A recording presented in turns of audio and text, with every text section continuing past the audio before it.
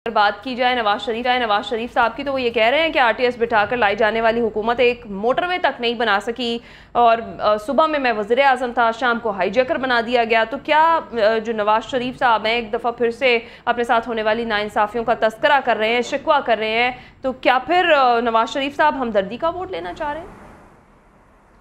देखिए, नवाज शरीफ साहब के पास इस वक्त बयानिया कोई नहीं है। उनके पास माजी के किस्से हैं और माजी की कहानियां हैं, माजी की कुछ कामयाबियां हैं और माजी की कुछ नाकामियां हैं। अभी तक नवाज शरीफ साहब उसी के गिर्द घूम रहे हैं और माजी में होने वाले सलूक को जो बार बार बयान करते हैं, उससे वो एक हमदर्दी का वोट तो जरूर बनाने की कोशिश कर रहे हैं, लेकिन पाकिस्तान के हालात काफी बदल चुके हैं और पाकिस्तान में भी लोगों को पता है कि अगर नवाज शरीफ साहब से कहीं ज्यादती हुई है तो बहुत सी ज्यादतियां उन्होंने इस पाकिस्तान के साथ भी की हैं और कई मामलात पर वो एस्टैब्लिशमेंट के साथ डील कर कर पाकिस्तान से बाहर गए हैं। कोई एक दफा तो नहीं गए। और ये भी उनको पता है कि नवाज शरीफ साहब जब इक्तदार में आते हैं तो फिर वो इसी एस्टैब्लिशमेंट के साथ डील करके अपने लिए इक्तदार का रास्ता भी निकालते हैं, जैसे इस वक्त निकाला जा रहा है। तो लोगों को पता है नवाज शरीफ साहब के साथ होने वाली ज्यादतियों का भी और अपने साथ होने वाली ज्यादतियों का। और ये भी सबको मालूम है कि नवाज शरीफ साहब के तीनों अदवार के अंदर कितनी पाकिस्तान में तरक्की हुई, कितनी पाकिस्तान में खुशहाली हुई, कहां पाकिस्तान का नाम जो है वो कहां खड़ा है। वो रिकॉर्ड भी सिर्फ नवाज शरीफ के दौर का जायजा ले लें तो आपको वो रिकॉर्ड भी इस वक्त हिस्सा होगा, आर्काइव में पड़ा हुआ है और उसको उठा के देखने की जरूरत है।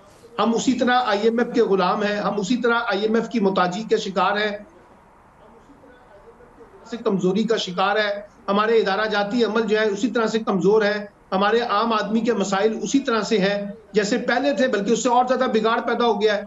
अब नवाज शरीफ साहब को चाहिए कि वो जरा कोई मुस्तकबिल का नक्शा भी खींचे और कौम को ये बताएं कि उनके पास रोड मैप क्या है, सियासत का, मईशत का, सिक्योरिटी का, किस तरह से वो मुल्क को आगे लेके चलना चाहते हैं, जिसके ऊपर वो पाकिस्तानी वोटरों को मुतमईन कर सके। अभी तो ऐसे लग रहा है कि सिर्फ बार बार वो ये बता रहे हैं कि जनाब मेरे साथ हुई है ज्यादती, इसलिए आप उस ज्यादती का ज़ाला करने के लिए मुझे वोट दें 8 मई को, 8 फरवरी को।